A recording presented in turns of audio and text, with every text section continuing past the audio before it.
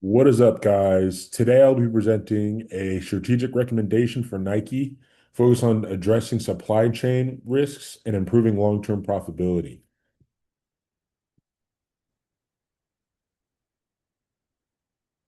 Nike is currently facing a strategic issue tied to its supply chain. The company relies heavily on overseas manufacturing, particularly in Asia.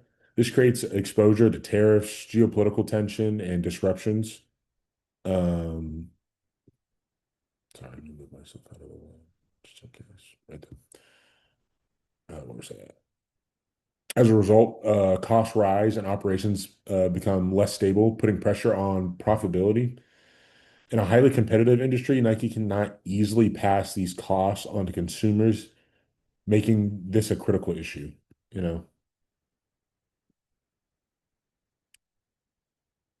here we go. Both external and internal forces or factors drive problems, drive this problem. From a pestle or PESTL perspective, political factors like tariffs and global instability are increasing production costs. Economically, inflation is reducing consumer spending, making demand more price sensitive.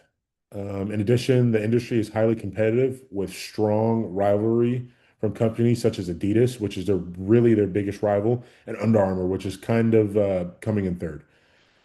Because of this, Nike cannot easily raise prices to offset rising costs, which puts pressure on profit margins.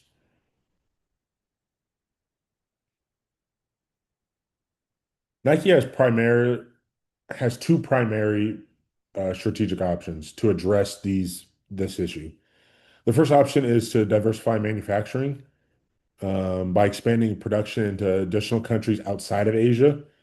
This would reduce dependence on any single region and lower the risk of long-term disruption. This or The second option is to move production closer to America. This would improve delivery speed and give Nike greater control over operations. But it would also entail higher labor costs. Both options address the problem, but they differ in cost and long-term impact.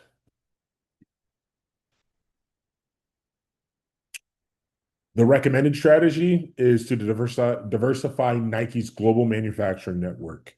This option provides the best balance between cost, risks, and allows Nike to reduce dependence on a single region, better manage disruptions over time. Compared to full nearshoring, this approach avoids significant higher labor costs while still improving supply chain resilience.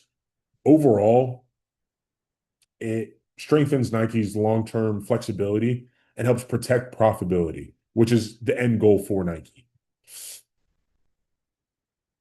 Finally, though, to implement this strategy, Nike should take a phased approach. In the first 90 days, the company should identify and evaluate new supply regions, South America, including Mexico, places are closer to the Americas.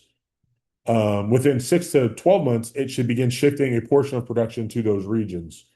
That means sending stuff back overseas, back to the Americas or somewhere in that region. Over the next 1 to 3 years, Nike can fully diversify its manufacturing network. Success should be measured using key performance indicators, such as gross margin percentage and cost per unit.